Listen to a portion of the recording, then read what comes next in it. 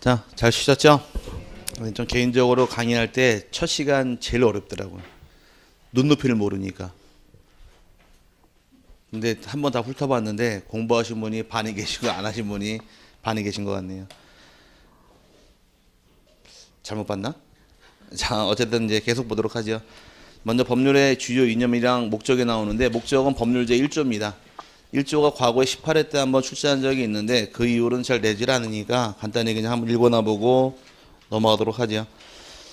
법률 1조 보게 되면 이 법은 측량 및 수로조사의 기준 및 절차와 지적공부, 부동산 종합공부의 작성 및 관리 등에 관한 사항을 규정함으로써 국토의 효율적인 관리가 첫 번째 목적이고 두 번째가 해상교통의 안전이 두 번째 목적이며 세 번째가 국민의 소유권 보호를 목적으로 해서 이 법을 만들게 됩니다. 궁극적인 목적은 세 가지예요.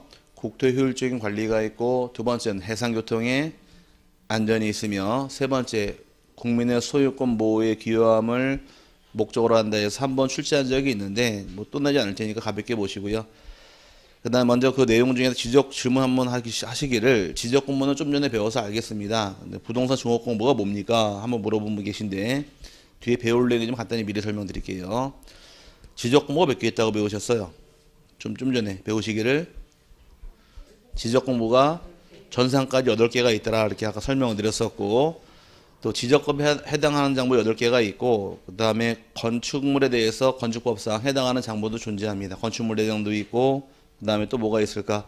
공법상 토지 이용할 때 용도지역 확인하는 토지 이용계획 확인서라는 장부도 있고 공시지가 확인원 또는 개별 주택가격 확인원 등에서 토지와 건물에 관계된 이 장부가 구청에 18가지가 존재합니다. 이 18가지를 한꺼번에 모아놓은 장부가 바로 부동산 종합공부예요. 그럼 이거 하나만 딱 떼게 되면은 토지의 현황, 지적도 내용, 건물 내역, 용도 지역, 토지 가격 다 확인할 수 있습니다. 좋아진 거예요, 나빠진 거예요? 좋아지긴 뭘 좋아져요. 자꾸 생긴다는 것은 공부할 게 늘어났는데 좋아지는 게 아니라 나빠진 것이고 합격하신 다음에 나중에 중개업 하실 때 그때 좋아졌겠죠. 이거 하나로 모든 걸 다 확인할 수 있으니까. 어쨌든 뒤에 배울 내용이니 간단히 보시면 될 것 같고 그 다음에 이제 지적법의 주요 이념에서 5가지 이념 나오는데 제목만 이해하면 됩니다. 여기서 문제 되는 거 아니니까. 첫 번째 지적 국정주의라는 것은 아까 토지의 소재, 지번 등은 누가 정하느냐? 토지의 물리적 현황은 전부 다 국가만이 정한다가 지적 국정주의입니다. 만약에 토지 소유자 당신이 당신 땅 지목을 정해라 라고서 권한을 넘겨주게 되면 여러분 땅 지목을 여러분이 결정하래요. 뭘로 결정하실래요? 다 데려가죠? 이런 단순함이 그지없어라. 왜 데려가요? 비싸니까. 그럼 대가 왜 비쌀까? 아유, 천만의 말씀. 가격을 결정하는 것은 수요와 공급이 만나서 가격을 결정하는 겁니다. 그럼 대란 땅을 원하는 수요는 굉장히 많아요. 누구나 땅 사고 싶어 하니까. 근데 공급이 이루어지지 않으니까 비싼 거예요. 대한민국 전 국토가 100%가 있다고 가정했을 때 대란 땅, 지목이 대란 땅 면적은 한 몇 프로나 될까? 감각적으로. 한번 찍어보세요. 16%. 뭐 기왕 찍는 건데 뭐 어때? 한번 찍어보시죠. 나도 말 안 해 지금부터 그럼. 야, 한 몇 프로나 될까? 25% 또 30%또 15%또 20%에 대충 이렇게 나오는데 3%가 안 됩니다. 와, 못 믿겠죠? 이렇게 말씀드리면 안 믿어요. 그러는데 하나만 딱 설명드리면 그때부터 아, 그렇겠구나라 이게 나와요. 대한민국 전국토의 70%가 산이니까 전국 70% 임야를 떼내고 아까 30%로 말씀하시면 지목 2개밖에 없어요. 임야하고 대밖에 없는 거야. 근데 그럼 70% 임야 떼내고 남은 30% 가지고 전 띄고 답 띄고 과수원 띄고 목장 띄고 이거 띄고 저거 띄고 이만큼 딱 남아요. 그러니까 나중에 산에 가시면 산 정상 올라가서 내가 사는 동네가 얼마나 큰가 한번 내려다보시면 참 오밀조밀해요. 그러다 보니까 실제로 대란 땅이 면적이 상당히 적은데 작년에 국토개발연구원 발표로는 3%가 채 안 된다고 얘기를 해요. 그럼 이 조그만 땅 가지고 원하는 수요는 굉장히 많고 하지만 공급이 이루어지지 않으니까 땅값은 비쌀 수밖에 없는 거예요. 근데 너나 할 것 다 대가 돼버리면은 땅값은 곤두박질 치겠죠. 그래서 단순함이 그지없다고 얘기한 거예요. 어쨌든 간에 이 그래 지목은 국가만이 정할 수밖에 없는 겁니다. 토지에 관한 사항은. 두 번째 정했으면 지적공부에 등록해라를 다른 말로 형식주의라 말 쓰는데 등기는 같은 개념인데 한번 따돌아 보자고요. 앞에 계신 두 분이 또 모델이 돼야 돼요. 앞에 계시면 주무시지 못해요. 제가 깨워가지고. 자, 이쪽에 토지 가지고 계시는 소유자가 이 땅을 팔았습니다. 매매 계약을 통해서. 그 매매 계약을 통해서 땅을 팔았을 때 매매 계약한 날 주인이 바뀔까? 아니면 잔금을 지급한 날 주인이 바뀔까? 네. 등기해야 주인 바뀌는 거예요.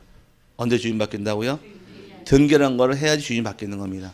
그럼 잔금 지불해서 주인 바뀌는 것은 아니란 얘기예요. 당사자끼리 아무리 땅 사고 팔았다 의사를 합치했다 할지라도 일정한 형식을 갖춰야 돼요. 그 형식이 바로 등기법은 등기를 말 쓰는 것이고 지적법은 등록이라고 부르는 겁니다. 그럼 등록이라는 행위가 있어야지만 효과 발생한다 해서 지적 등록주의를 일정한 형식이다 보니까 지적 형식주의란 말을 붙인 거예요.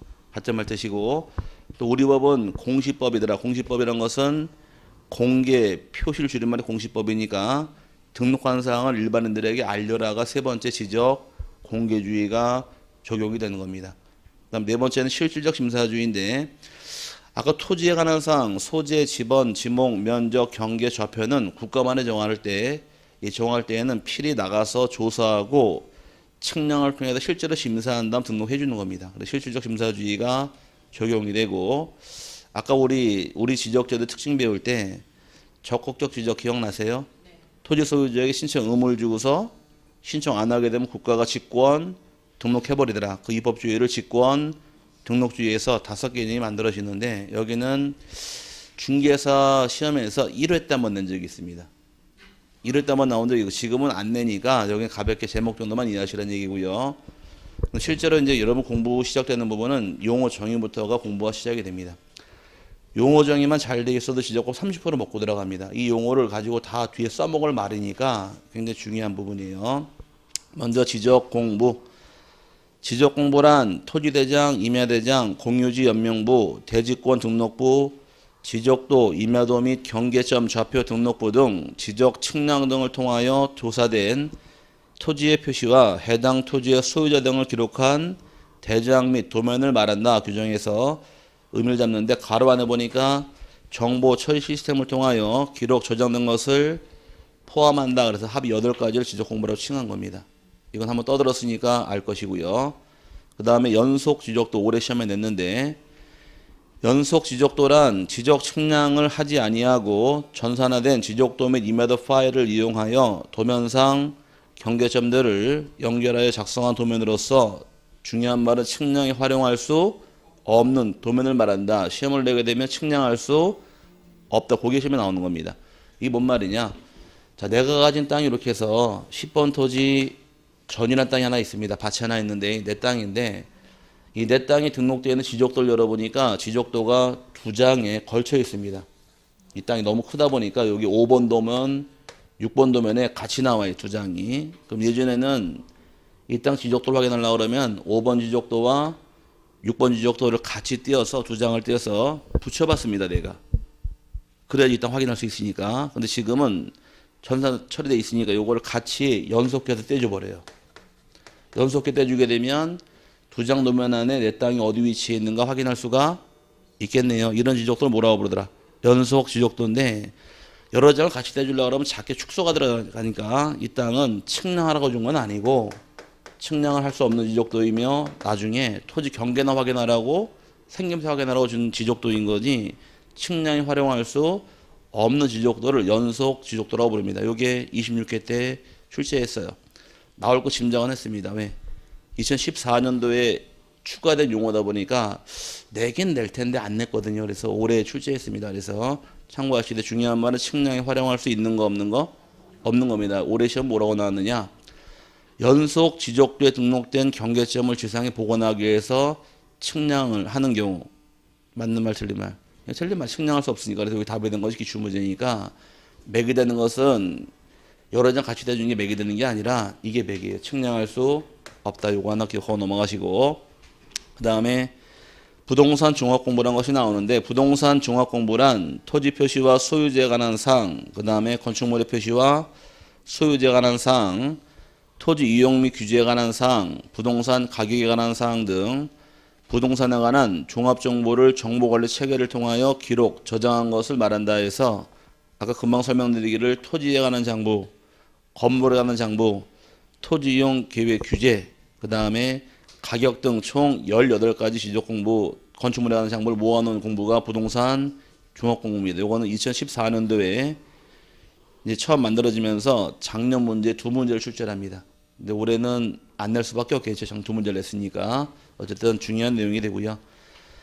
오른쪽에 두 번째가 지적소관청. 지적소관청이란 지적공부를 관리하는 특별자치시장, 그 다음에 시장 동그라미 쳐놓으시고, 그 다음에 내려와서 세 번째 줄에 군수 동그라미 또는 구청장 동그라미. 그럼 일반적으로 지적소관청의 뜻은 지적사무를 담당하는 소속관청을 줄여서 지적소관청 그러는데 세 명이 존재합니다. 시장이 있고 또 누가 나와요? 군수가 있고 마찬가지 구청장이 있죠. 마지막에 이 세 명 가지고 어디까지인가 먼저 들으신 다음에 괄호하는 내용을 풀어드릴게요. 군수부터 보게 되면 쉬운 게 군수니까 경기도 가평군 같은 경우는 군이죠. 말 그대로. 그러면 군수 자체가 소관청이 되는 겁니다. 이건 어려운 내용은 아니고 이제 시를 비교하시는데 시는 두 개 시가 있는 겁니다. 하나는 구가 없는 시가 있고 구가 있는 시가 있어요. 그럼 여기서 경기도 광명시 같은 경우는 여기서 가깝죠. 광명시는 구가 있나요? 그냥 없다 그러면 돼요. 없다고 써놨으니까. 구가 없는 시, 광명시 구가 없는 시고 이제 구가 있는 시의 경우는 서울특별시, 강서구도 구가 있고 그 다음에 두 번째가 인천광역시, 연수구도 있고 그 다음에 특별시 광역시는 아니지만 여기서 좀 가까운 부천시 같은 경우는 구가 있죠. 소사구하고 원미구. 그럼 원미구랑 구가 있을 경우에 이 구가 있게 되면 서울시랑 특별시하고 인천시, 광역시 두 개에 있는 요 구청장을 자치구라고 부릅니다.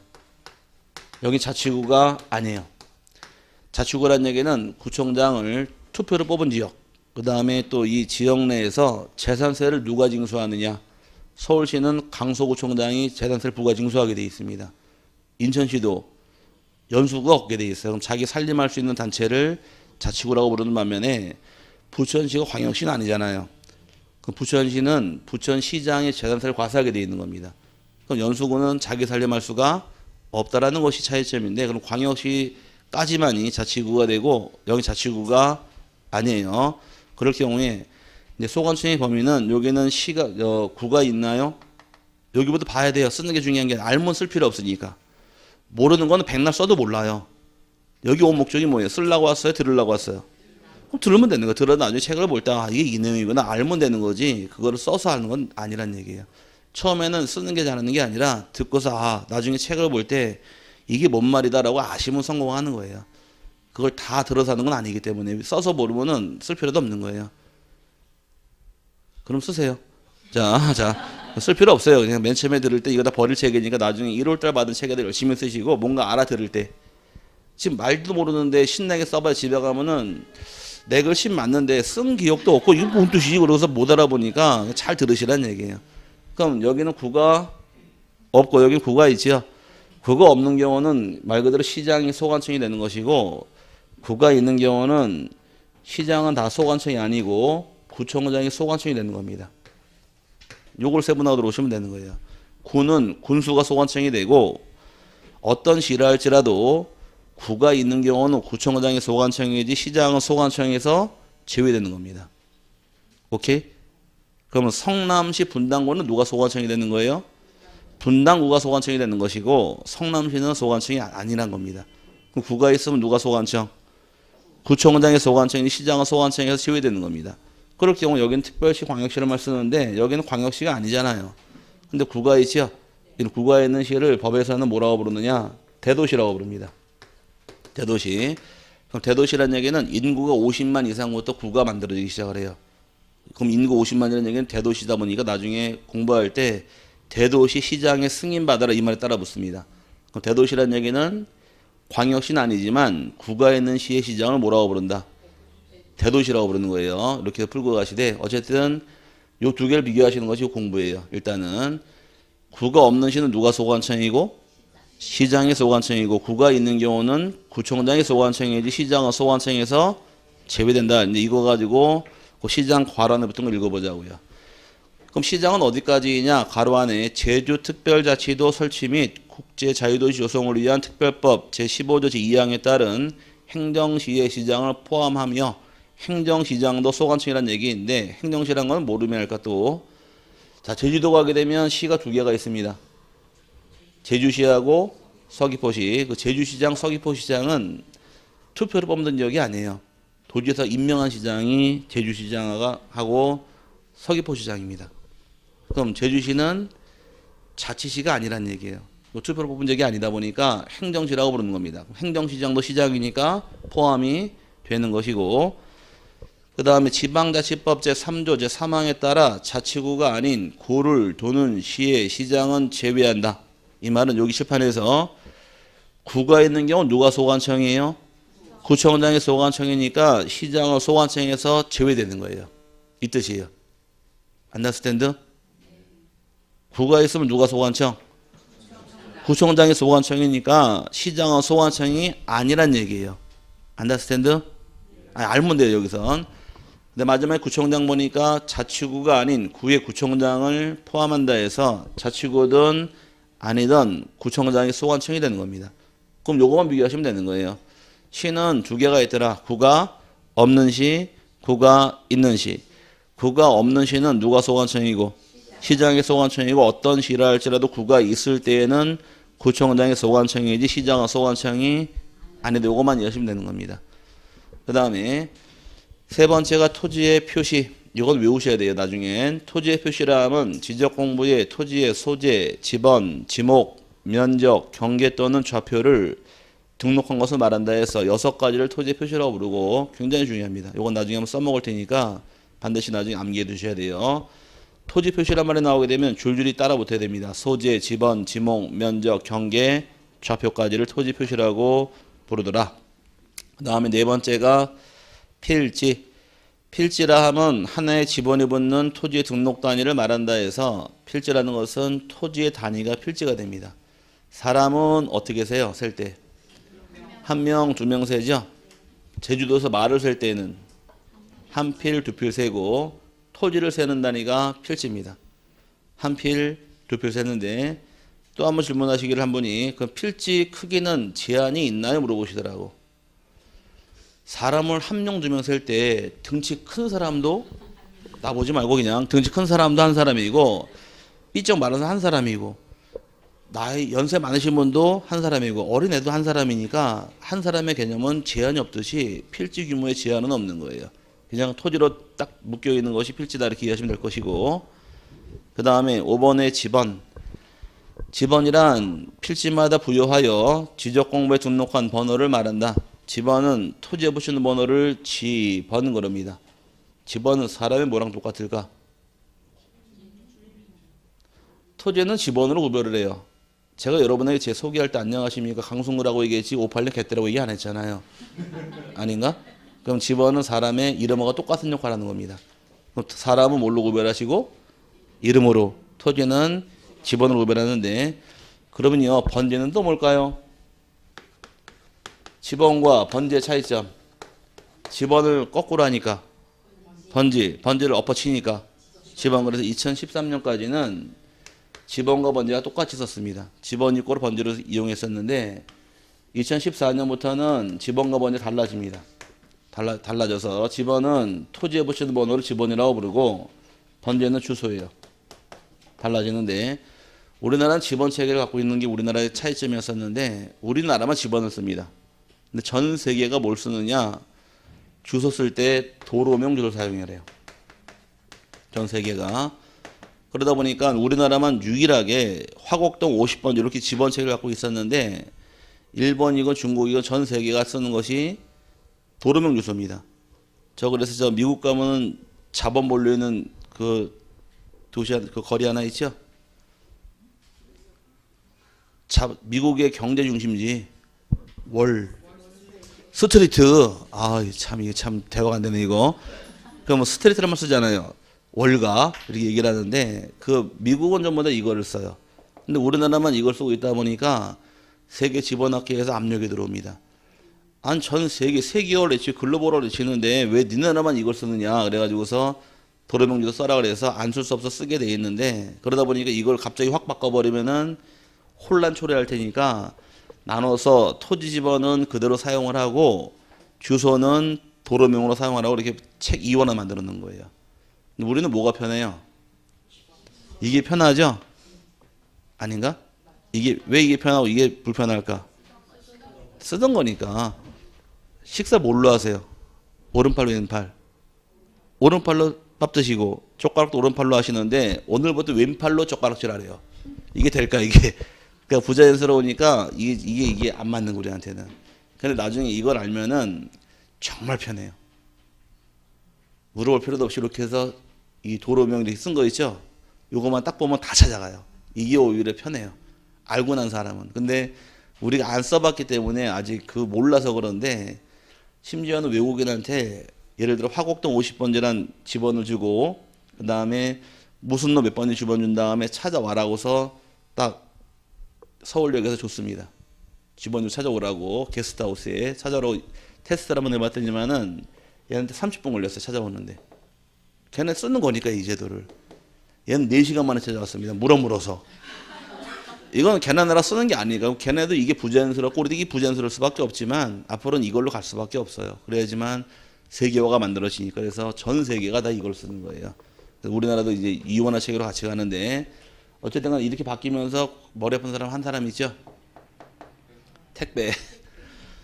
각 동마다 나와바리가 정해져 있었는데 화곡동은 내 거 이렇게 정해져 있었는데 갑자기 무슨 동 몇 번째 그러니까 이게 무슨 동일까 막 헷갈릴 수밖에 없어서 골탕들 많이 먹었다고 얘기하던데, 어쨌든 간에 우리나라는 이원화 체계로 토지 번호는 집원, 주소는 도로명주소를 사용하는 것이 체계입니다. 그 다음에 6번이 지번부여 지역.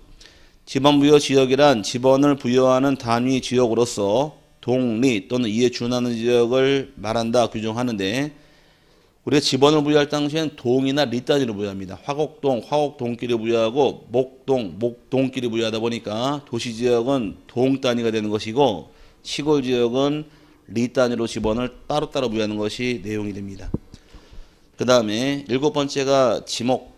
지목이란 토지의 주된 용도에 따라, 용도 동그라미 쳐놓으시고 용도에 따라서 토지의 종류를 구분하여 지적공부에 등록한 것을 말한다 규정하는데, 지목은 토지의 사용 목적 용도입니다. 근데 지목은 뭘 따라 세분할 때 주된 동그라미 친 게 용도죠. 근데 기출문제 한번 나오기를 2번 나왔습니다. 기출문제가 지목이란 토지의 주된 성질에 따라 띵 틀렸고, 또 한번 나오기를 토지의 주된 지형에 따라 띵. 그래서 토지 용도별로 지목을 정하다 보니까 용도만 체크하시면 됩니다.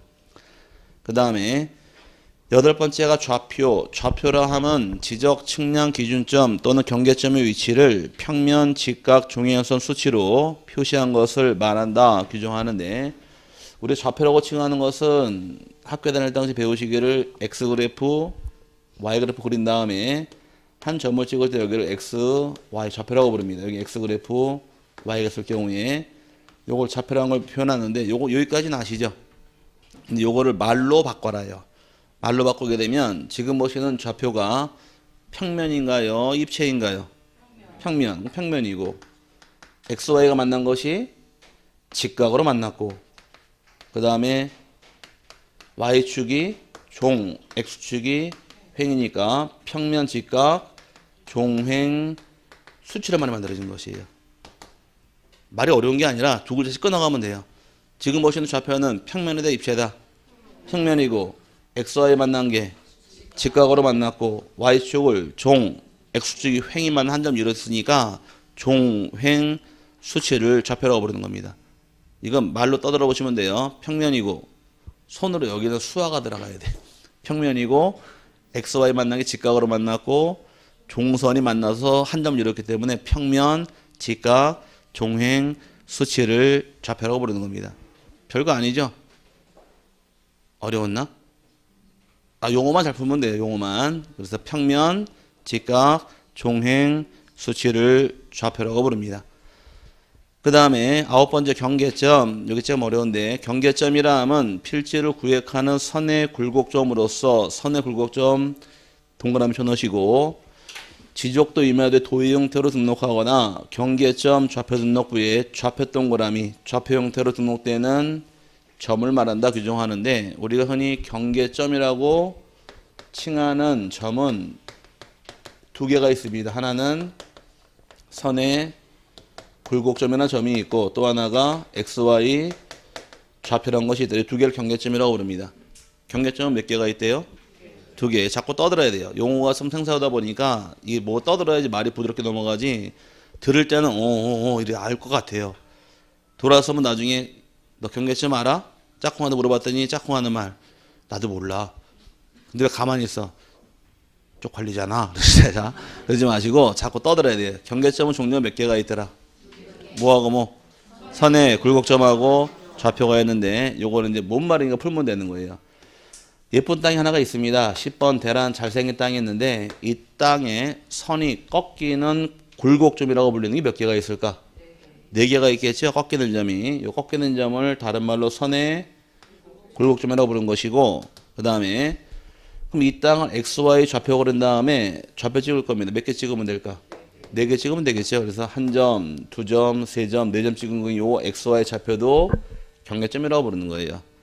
그럼 경계점은 두 가지가 있더라. 하나는 선의 이게 많이 써먹어야 돼요. 선의 굴곡점하고 XY 좌표를 경계점이라고 부르는데 경계점 만든 목적은 그 밑에 나오는 경계 만드는 목적입니다. 경계란 필지별로 경계점들을 직선으로 연결하여 등록한 선이 경계다. 찾으셨어요? 그럼 출판에서 역작의 말을 자 여기 보시고 경계점을 직선으로 연결을 하게 되면 뭐가 만들어진대요? 경계가 만들어집니다. 자, 거꾸로 말 타고 들어갑니다. 경계는 뭘 연결하면 경계래요? 경계점을 연결하면 경계가 만들어지는 것인데 경계점의 종류는 두 가지가 있는 거예요. 그럼 선의 굴곡점도 경계점인가요? 예, 요거를 연결해서 만들어진 이 선이 바로 뭐다? 경계라는 것이고 좌표도 경계점이에요. 예, 좌표 4개를 연결했을 때 만들어진 선이 나올 겁니다. 이 선이 바로 경계라는 것이에요. 그럼 경계는 무엇을 연결하면 경계가 되고 자꾸 외쳐야 돼. 경계점을 연결하면 경계가 만들어지는 것이고 경계점의 종류는 두 가지가 있는 거예요. 하나는 선의 굴곡점하고 또 하나 좌표라는 게 이렇게 말을 엮어 놓으면 같이 넘어갑니다. 그럼 결과적으로 좌표 만든 목적, 경계점 만든 목적은 궁극적으로 뭘 만들려고? 경계 만들려고 말을 쭉 끌고 들어가는 거예요. 그래서 쭉 내려와도 공부가 되겠지만 거꾸로 올라가도 공부가 돼요. 경계는 경계점을 연결하면 경계가 되고 경계점은 선의 굴곡점하고 좌표가 있더라. 그럼 좌표라는 것은 평면, 직각, 종횡, 수치를 좌표라는 이렇게 말을 엮어 놓으시면 같이 쭉 넘어갑니다. 이 부분이 같이 타고 넘어가는 부분이고요. 그 다음에 이제 11번째가 면적. 아까 우리나라 지적은 2차원 지적, 3차원 지적. 2차원 지적이다 보니까 면적의 정의는 지적 공부에 등록하는 필지의 수평 면상 넓이를 면적이라고 부르고 언제나 면적은 수평입니다. 경사가 심하다 경사 면적이 아니라 수평으로 따지게 돼 있어요. 수평 면적이 정의가 될 것이고 그 다음에 토지에 이동이란 말이 나오는데 토지 이동할 때 이자가 한자로 무슨 이자인가요? 다를 이자죠? 다를 이자라는 얘기는 토지가 움직이는 게 이동이 아니라 토지의 뭔가가 달라질 때를 토지의 이동이라고 불러요. 움직이는 게 아니라. 그럼 토지 이동의 뜻은 토지 표시를 새로 정하거나 변경하거나 말소하는 것을 말한다 해서 이게 정의를 잡는데 중요한 것은 무엇을 새로 정하고 무엇을 변경하고 무엇을 말소할 때가 토지 이동이래요? 토지의 표시. 여기서는 토지 표시가 몇 개예요? 그럼 토지 표시는 몇 가지가 있더라 아까? 꼭대기에 3번 보니까 토지 표시란 소재, 지번, 지목, 면적, 경계, 좌표 기억나세요? 이 6개 중 어떤 거 하나라도 새로 정한다거나 변경한다거나 말소할 때를 토지의 이동이라고 부르고 이 6개 중 어떤 거 하나라도 아닌 경우는 토지 이동이 아닌 거예요. 그럼 6개 토지 표시 안에 소유자 들어와 있었나요? 없었죠? 소유자의 변경은 토지 이동이 아니다 이렇게 흘러가는 겁니다. 그 6개는 공시지가 있었어요? 없어져. 공시지가 변경도 토지 이동이 아니다가 되기 때문에 토지 이동이 되기 위해서는 6가지만 의미하다 보니까 기본적으로 토지 표시에서 소재, 지번, 지목, 면적, 경계, 저편은 외워놓으셔야 돼요. 그래야지 나중에 대화가 됩니다. 그 종류 6개가 따라 붙어 있는데 첫 번째가 신규 등록. 신규 등록이라 함은 새롭게 조성된 토지나 지적공부에 등록되어 있지 아니한 토지를 지적공부에 등록할 때를 신규 등록이라고 쓰는데 사람이 처음 태어나게 되면 부모님이 해주신 게 있습니다. 뭐랄까? 출생신고 해주죠. 마찬가지로 토지가 처음 만들어지게 되면 대장을 처음 만들기 위한 것이 바로 신규 등록이라고 부르는 겁니다. 대장을 처음 만드는 사유고요. 두 번째가 등록 전환. 가장 중요한데 이거는 시험에 4번 답이 됩니다. 등록 전환이라 함은 임야대장, 임야도에 등록된 토지를 토지대장 지적도로 옮겨 등록하는 것을 말한다 해서 아까 첫 시간 배울 때 우리나라의 모든 땅은 임야대장이나 토지대장을 반드시 가져야 한다. 기억나세요? 그럼 예를 들어서 임야라는 땅은 등록을 어디에 할까? 지목이 임야일 경우는 임야대장과 임야도에 등록되어 있었겠죠. 근데 이 땅을 아파트 지으려고 지목을 대로 바꿔버리게 되면 대란 땅을 등록하는 장부가 토지대장하고 지적도란 얘기예요. 그럼 종전까지 임야대장, 임야도에 있다가 등록을 토지대장이랑 지적도로 바꾸는 것을 등록을 바꿨다, 등록 전환이라고 부르는 겁니다. 근데 등록 전환 순서가 맞아야 돼요. 어디에서 어디로 넘어갔대요? 임야대장, 임야도에서 토지대장, 지적도가 등록 전환이고 거꾸로 오는 경우는 존재하지 않습니다. 그거 방향만 잘 이해하시면 되고요. 근데 그 밑으로는 쉬워집니다. 분할이라는 것은 토지를 나누는 게 분할이니까 지적 공부에 등록된 하나의 필지를 2필지 이상으로 나누어 등록하는 것을 말한다. 이건 어렵지 않고 반면에 네 번째 합병은 합치는 게 되겠죠. 지적 공부에 등록된 2필지 이상의 토지를 하나의 필지로 합하여 등록하는 것을 말한다. 이것도 어렵지 않고. 근데 지목 변경. 지목 변경이라 하면 지적 공부에 등록된 지목을 다른 지목으로 바꾸어 등록하는 것을 말한다. 그럼 지목 변경은 말 그대로 뭐가 바뀌더라? 지목이 바뀌는 경우인데 아까 등록 전환은 임야대장, 임야도에서 토지대장, 지적도로 바뀌는 거네요. 근데 임야가 대로 바뀌었잖아요. 좀 따져보자고요. 일단은 토지대장 가정을 하고 이따 가정을 하고 여기까지 반을 갈라서 여기까지는 현재 지목이 임야입니다. 여기는 현재 지목이 전이에요. 예를 들어서 그 임야를 끼고 등록할 장부는 그냥 상식대로 한번 가보세요. 임야대장, 임야도가 있겠죠. 전일 경우는 토지대장이랑 지적도가 있겠네요. 이렇게 일단의 토지 각각 있다고 가정을 하고 이 일대를 싹 밀어서 여기다 아파트 지으려고 지목을 대로 변경을 해버립니다. 오케이? 그럼 이제 따로따로 놓고 보자고요. 그럼 이쪽 땅은 종전 지목이 뭐였었나요? 임야가 대로 지목이 바뀌었나요? 네, 지목이 바뀌었습니다. 그럼 이쪽 땅은 전이 대로 똑같이 지목은 똑같이 바뀌었어요.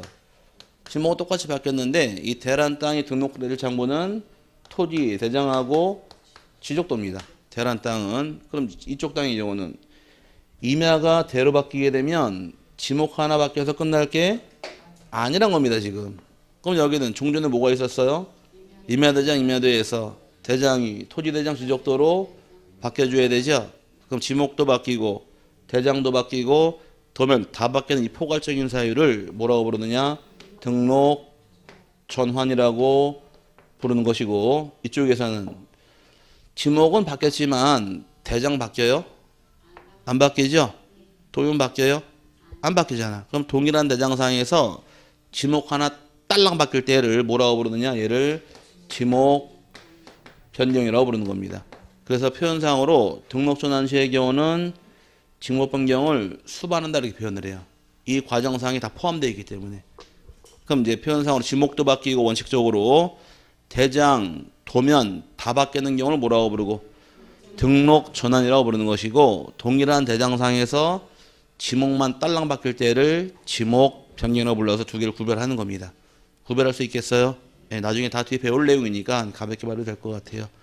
그 다음에 이제 축척 변경이라는 말 나오는데 축척 변경이라 함은 지적도에 등록된 경계점의 정밀도를 높이기 위하여 작은 축척을 큰 축척으로 변경하여 등록하는 것을 말한다. 규정합니다.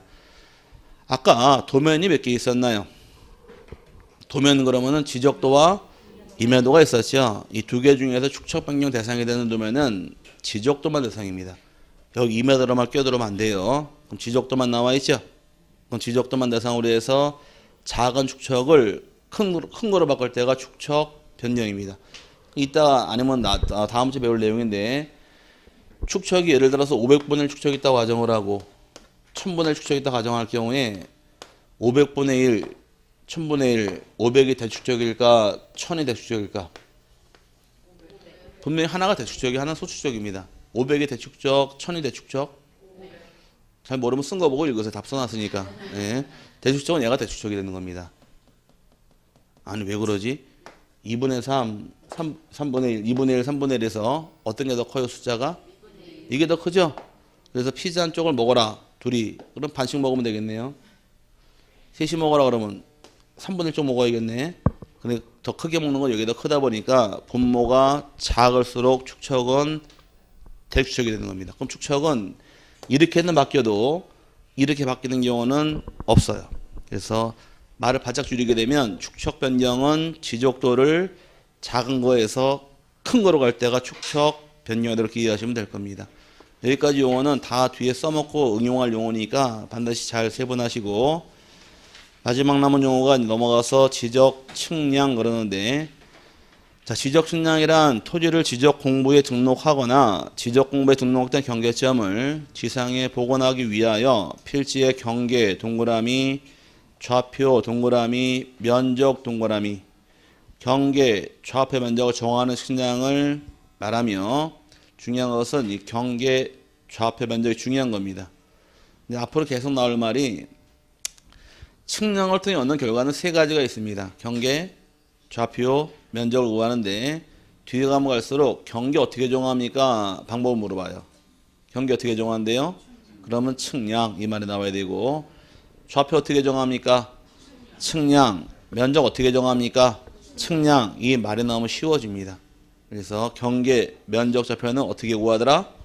지적, 측량 통해 구한다 해서 그 방법론 이해하시고 그 다음에 측량 안에는 지적 확정 측량 및 지적 재조사 측량을 포함한다고 규정되어 있는데 또 중요한 용어가 지적 확정 측량 굉장히 중요합니다. 지적 확정 측량이란 밑에 용어 정의 보게 되면 도시개발 사업 등이 끝나 토지 표시를 새로 정하기 위해서 실시하는 지적 측량을 말한다 규정하는데 자, 도시개발 사업을 하게 되면 아까 개발 전에 있는 시골 땅은 울퉁불퉁할 테고 개발되고 나면 반듯하게 구역이 정리가 되겠죠. 그럼 토지의 생김새도 바뀌고 면적도 바뀌고 위치 다 바뀝니다. 그럼 이 바뀐 땅의 지적을 새로 확정하게 한 측량을 지적 확정 측량이라고 부르는 거예요. 그럼 도시개발 사업하게 되면 어떤 측량한다고요? 지적 확정 측량하더라. 그럼 말을 한번 살짝 연결시키게 되면 잘 들으세요. 아까 경계점 좌표 등록번호 장본은 개발되기 전에는 작성하지 않고 개발된 땅만 작성한다고 설명드렸어요. 그럼 개발하는 지역은 어떤 측량이에요? 지적 확정 측량. 그럼 지적 확정 측량을 실시한 지역은 지적 공모 중에서 경계점 좌표 등록부를 작성하는 지역으로 바뀌어버리는 거예요. 괜히 엮었나 이거? 이해 갔어요? 그 개발한 지역을 뭘 만든대요? 개발한 지역은 경계점 좌표 등록부를 만들더라. 판로해줘야 되니까. 땅이 울퉁불퉁하면 좌표 못 찍는다 그랬잖아요. 그럼 개발에 대한 필지 모양이 여러분 책상에 반듯해지죠? 이런 땅 좌표 찍는 거예요. 그럼 개발 사업하면 필지가 구획이 정리가 되니까 이런 땅을 좌표를 찍는다 그래서 나중에 지적 확정 측량 실시 지역은 경계점 좌표 등록부를 작성하는 지역이 된다 이렇게 배울 겁니다. 그래서 써먹을 내용이니까 감각적으로 이렇게 좀 응용 좀 하시고요. 그 다음에 마지막에 지적 재조사 측량이라는 말이 나오는데 지적 재조사에 관한 특별법에 따른 지적 재조사 사업에 따라 토지 표시를 새로 정하기 위해 실시하는 지적 측량을 말한다. 지적 재조사라는 것은 아까 우리 토지대장이나 임야대장 만들어 놓은 시점이 1910년대라고 그랬었죠. 그러다 그걸 지금까지 쓰고 있습니다. 그걸 쓰고 있다가 컴퓨터에 입력만 시켜놨지 새롭게 측량한 건 아니에요. 그러다 보니까 이제 토지가 불부합지가 너무 많습니다. 불부합지가 너무 많아서 이 불부합지를 해소할 목적으로 지적을 대조사하는 사업을 현재 국가사업으로 시행 중에 있습니다. 2014년부터 대조사가 들어가서 현재 시행 중에 있는데 불부합지라는 것은 토지 경계가 서로 맞지 않는 거예요. 그래서 여러분이 가진 아주 좋은 땅이 있습니다. 저 푸른 초원이 있어요. 뭐가 있대요? 저 푸른 초원 왜 샀어요? 그 땅을? 예? 저 푸른 초원 산 이유는 집을 지으려고 샀잖아요. 아닌가? 저 푸른 초원 위에 그림 같은 집을 짓고 누구 사랑하는 노린인가 한 백년 살라고 땅 샀다고 가정해 보자고. 그 땅 주인 누구다? 남진. 아, 이 대화가 안 되네 이거. 저 푸른 초원 위에 그림 같은 집을 주고 얘기 다 했는데 뭔 말인지 갔어요? 그 이 좋은 땅, 저 푸른 초원이라는 이 땅이 있는데 이 땅이 불부합지라는 판정이 떨어지게 되면 아무리 좋은 땅이어도 건축허가가 안 떨어져요. 그럼 불부합지 해소할 때까지는 건축허가가 안 떨어집니다. 그러면 토지 소유자 입장에 잘못한 게 없다라는 얘기예요. 토지 경계를 정해주고 면적을 정해줄 권한은 국가에게 있는데 국가가 잘못해서 불부합지 판정이 떨어지게 되면 토지 소유자 입장에서는 땅도 사용 못하고 이런 불이익 따라오다 보니까 이거를 해소를 해줘야 돼요. 근데 문제는 경계가 여기인 줄 알았더니 이게 안 맞아가지고서 측량을 다시 해서 경계를 정하게 되면 인접토지 소유자에게 득이 될 수도 있고 피해가 될 수 있어요. 막말로 여기는 경계라고 했었는데 이 경계가 아니래요. 불부합지일 경우에 측량을 다시 했더니 여기는 경계인 줄 알았더니만 경계가 여기가 확실하대요. 그럼 이쪽 땅은 주인 기본 좋겠죠? 땅 들어놨으니까 여기는 열받을 거 아닌가요? 이런 문제가 발생하다 보니까 임의로 이거 함부로 할 수는 없는 사업이라는 얘기예요. 그래서 이 불부합지 해소를 위해서 재조사할 때는 이 지역 내 토지 소유자 동의를 받아야지만 사업이 들어가는 겁니다. 그럼 나중에 면적이 일로 오게 되면 증가했나요? 이만큼 넘어왔으면 증가한 만큼 돈을 내야 돼요. 여기는 감소했죠? 땅 뺏겨서 이제 돈을 받게 되는 겁니다. 이런 돈을 나중에 우리는 안 배우네. 근데 상식으로 조종금이라고 불러요. 근데 이건 우리는 시험에 안 내니까 그냥 감각적으로 실제 지적 공부랑 일치하지 않는 땅이 있어서 요거를 맞추려고 국가사업으로 현재 진행 중인 사업이 제조사 사업이에요. 이 제조사 사업의 경우 대두가 된 것이 1980년도에 80년대부터 제조사 하겠다고 계획을 세웁니다. 국가에서. 근데 80년대에 세울 땅은 이때는 언젠가요? 80년대란 얘기는 군무 시절 아니에요? 전통 시절? 이러다 보니 이때부터는 이제 필요성을 느끼긴 시작했어요. 자꾸 개발되면 불법지 나오다 보니까. 그런데 이 불법지 해소하려고 사업할 때 돈이 쏟아부어야 돼요. 쏟아부어야 되는데 현재 우리나라가 사업을 전국을 다 하는 게 아니라 자금 문제 때문에 전국토 중에서 우선 급한 대로 14.8%만 현재 사업에 착수했습니다. 근데 이 14.8% 대두가 이제 사업 들어갔는데 현재까지 쏟아부은 돈이 2조가 넘어요. 왜? 측량을 다 다시 해야 될 거 아니에요. 그럼 측량 비용 들어갈 거 아니에요. 또 인력 확보해야 되죠. 이 2조가 넘게 들어갔습니다. 그러다 보니까 전국을 한꺼번에 동시다발적으로 다 할 수는 없는 문제가 발생하는 거예요. 그런데 이런 돈이 들어가면서 이때부터 필요성을 느끼기 시작했지만 돈을 쏟아붓고 이 사업이 눈에 보이는 사업이 아니란 얘기예요. 없던 성과가 나오는 게 아니다 보니까 이때부터 계속 미뤘습니다. 다음 여건이 하시오. 다음 여건이 하시오. 계속 미루고 들어온 거예요. 근데 역대 대통령들은 눈에 보이는 성과를 남기고 싶어 해요. 호랑이는 죽어서 뭘 남기고 가족을 남기고 역대 정권 가진 사람은 자기 업적을 남기고 싶어 하는 게 정권 가진 자의 모습이 되는 겁니다. 그러다 보니까 우리 MB 대통령께서는 뭐 했나요? 4대 강사업 하겠다고 벌려놨잖아요. 옛날 역대 정권들은 KTX 사업, 영종도 신공항 사업 계속 사업을 추진을 해요. 자기 임기 중에. 그리고 나중에 내 임기 중에 만들었다고 내세울 수 있으니까. 근데 MB 정권은 운하 만들려고 신나게 계획서 다 안 돼 부딪히니까 4대 강사업으로 가가지고서 우리 강을 다 뭐로 만들어놨어요? 녹차, 라떼를 만들어놨죠? 아닌가? 이제 문제가 좀 심각해졌는데 어쨌든 간에 그거 더 두고 보자고 얘기하는데 두고 보면 뭐가 될까?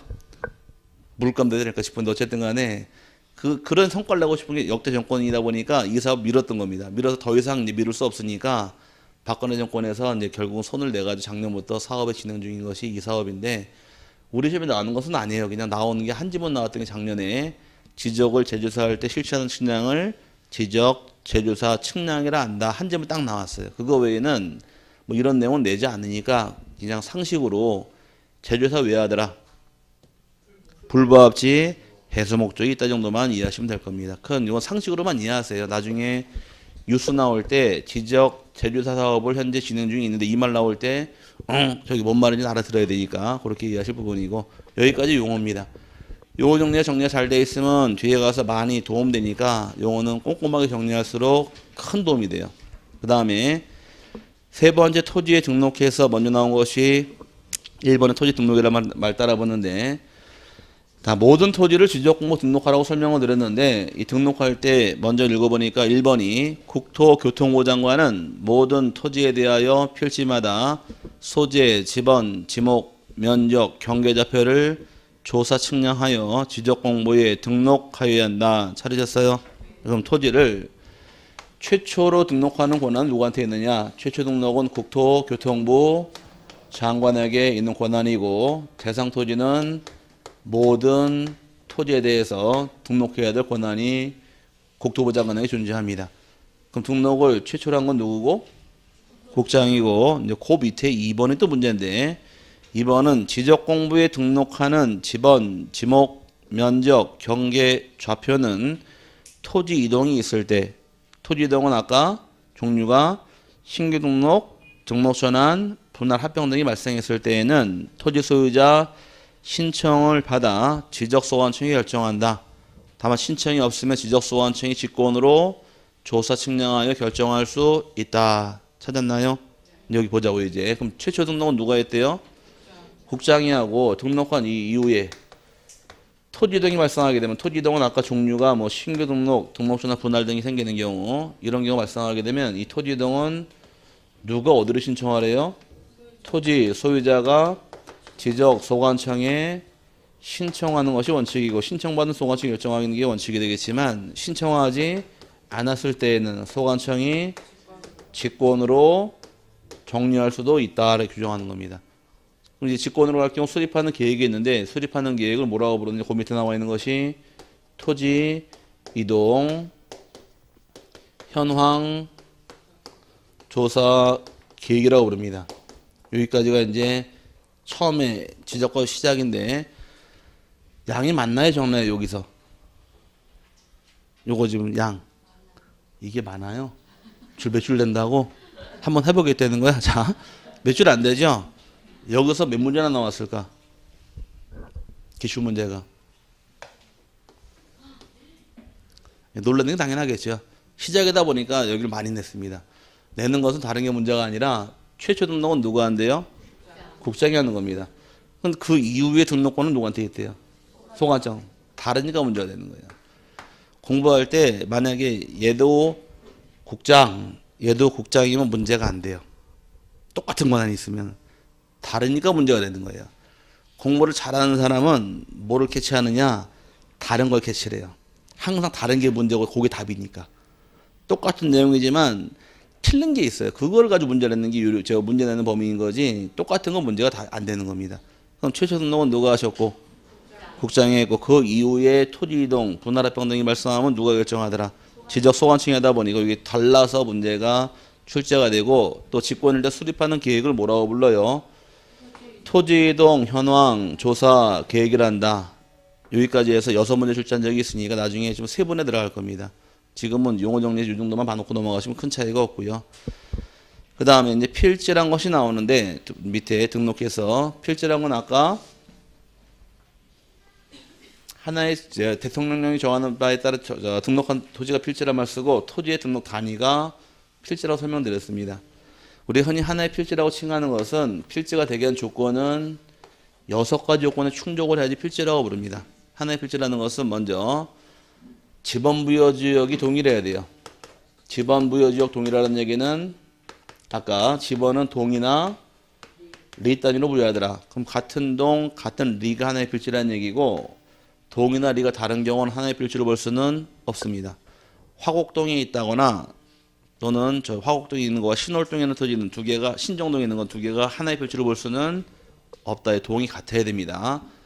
두 번째 요건의 경우는 지목도 동일해야 돼요. 지목이 다른 경우도 하나의 필지로 보지 못하게 되고, 세 번째 요건의 경우는 토지 소유자 역시 동일해야 됩니다. 그 다음에 네 번째는 집안도 연속이 돼 있어야 돼요.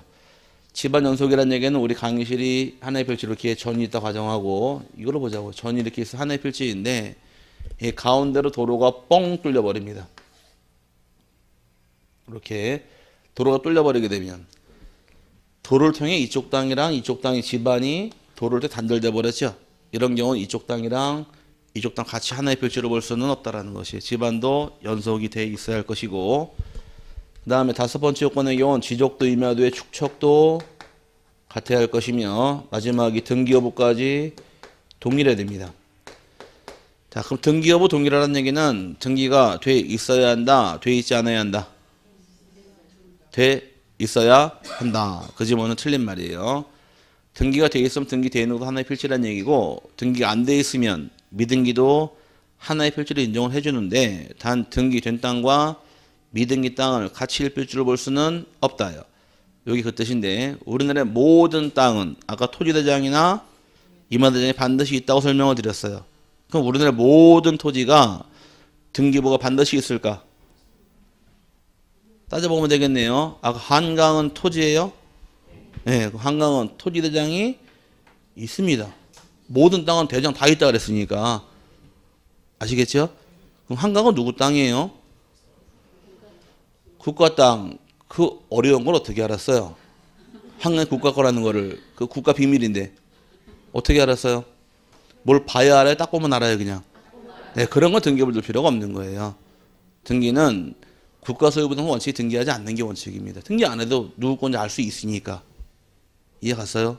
그럼 그렇게 대장은 있지만 등기가 없는 땅이 발생하는 건데, 현재 우리 전국 도 중에서 약 10% 정도가 미등기 상태로 빠져 있어요.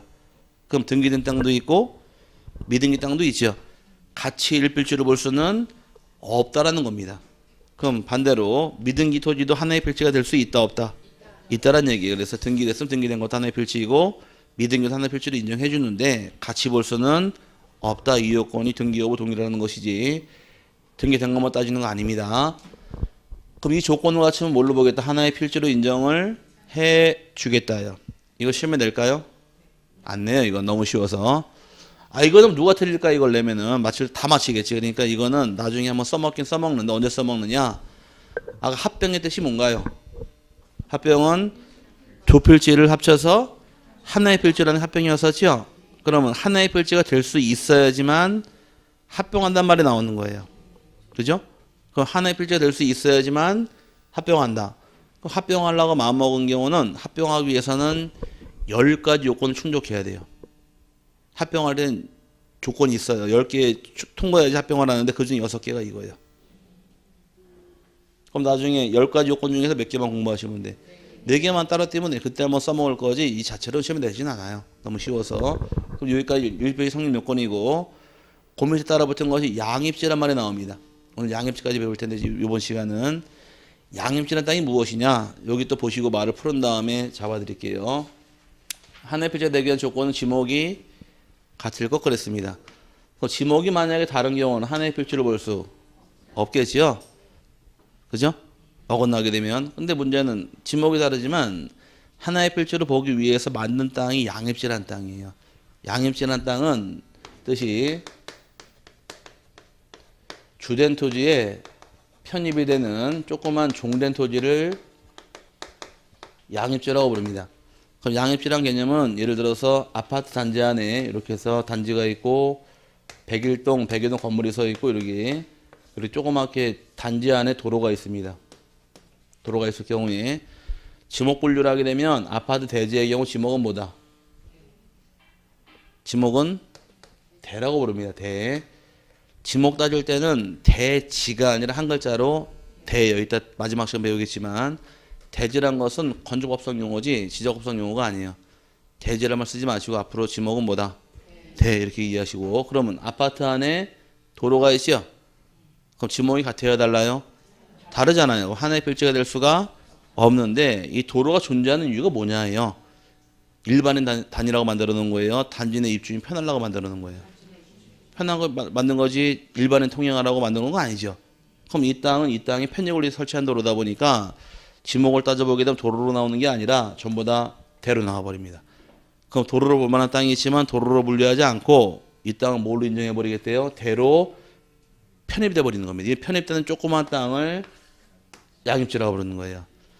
그럼 아파트 안에 있는 도로는 뭘로 본다? 대로 보는 겁니다. 양입되어서. 양입이란 말은 편입되는 땅이에요. 그럼 고향이 저 시골이신 분, 논바닥이 있으면 논바닥에 물을 대는 물고가 있어요. 또랑이. 이 또랑은 지목이 국어입니다. 뭐라고요? 국어. 좀 말이 어려운데 이따 배울 거예요. 다음 시간에. 그럼 이 답안에 국어가 있는 경우도 이 국어는 답에 포함돼 버려요. 다. 그럼 편입되는 이 조그만 땅을 뭐라고 부른다고요? 양입지라고 부르는 겁니다. 그러면 또 아파트 단지 안에 주차장 많이 있잖아요. 그 주차장이 아니라 다 대란 얘기예요. 편입을 되니까. 그래서 아파트 안에 도로는 뭘로 본다? 대로 보는 겁니다. 그럼 이 조그만 땅이 재미있는 사례가 아파트 안에 도로는 보지 않죠. 도로를 보지 않아서 옛날에 어떤 문제가 발생했느냐. 요 안에서 술을 먹고서 음주운전 적발돼 가지고서 벌금 먹고 면허가 취소가 됐습니다. 한 사람이. 그래서 이 사람이 소송을 제기해요. 대법원까지 올라가서 음주운전을 취소당한 것은 부당하니까 회복해달라고. 대법원 판례가 면허 취소하고 벌금 부과할 수 없다. 이 대법원 판례였습니다. 왜? 도로가 아니니까 도로교통법을 적용시켜서 안 된다가 판례 입장이에요. 그럴 때 한국 사람들 잘하는 거 있죠. 술 먹고서 대리 불러가지고 여기다 착 세우고서 야 대리 너 집에 가. 내가 갈 거야. 그래서 운전하고 들어가다 꽁 사고 내더라요. 그러고 나니까 이제 안 되겠다 싶어서 판례를 바꿔서 처벌한다. 지금부터 무조건 처벌 들어가기 때문에 얼마 전에 한 달인가 두 달 전에 야구 선수 LG 트윈스 정성훈인가? 정성훈 야구 선수가 지 집 아파트 주차장 지하 주차장에서 차 댔대요. 이렇게 술 먹고 그걸 치사하게 입주민이 신고를 한 거야. 그거 술 먹고 운전한다. 그래가지고서 결국은 잡혀가지고서 음주운전 처벌받았습니다. 또 재밌는 판례가 하나 나온 것이 최근에 대리를 불러가지고서 대리 운전하고 가고 있었는데 다툼이 생겼나 봐요. 대리기사하고. 그랬더니만은 대리기사가 공유 주차장이 있는데 열받아가지고 차를 여기다 딱 세워놓은 겁니다. 입구를 딱 막아버린 거예요. 그냥. 그리고 차도 가버렸어요. 그냥. 그리고 간 게 아니라 여기 숨어 있었습니다. 숨어 있다가 주차장에서 차가 나와야 될 거 아니에요. 빵빵 될 거 아니에요. 술 먹고 이 차를 요만큼 옮겨놨어요. 10m를. 옮겨놨더니 여기서 신고가 들어갔어요. 음주운전했다고. 경찰에 나와서 음주운전으로 적발을 해서 대법원 판례까지 올라갔습니다. 나는 급박한 상황 때문에 차를 끌고 간 거지 음주운전 하려고 한 건 아니다 이렇게 주장했더니만은 대법원 판례 어떻게 나왔느냐. 급박한 상황으로 볼 수 없다요. 차를 빼야 될 필요성이 있으면 다른 운전자에게 요청할 수도 있고 여기 주차 관련들이 있으니까 관련도 요청할 수 있는데 네가 뺐다는 얘기는 급박한 상황을 볼 수 없기 때문에 이거는 무조건 취소다 그래가지고서 이렇게 면허 취소당한 사람도 있습니다. 근데 술 먹으면 운전하면 안 되는 거예요. 어쨌든 여기 양입지의 뜻이다 이렇게 하시고 그럼 양입지가 되기 위해서 갖출 요건은 일단 크게 이 조그만 땅의 주된 토지의 편익을 제공하는 토지로서 도로나 국어 등의 부지 양입지가 될 수 있고 필의 주된 토지에 붙어 있어야 됩니다. 접속되어 있거나 또는 둘러싸인 토지로서 용도가 다른 토지가 양입이 됩니다. 이 조건을 충족하면 하나의 필지로 인정을 해주는데 용도는 필이 달라야 돼요.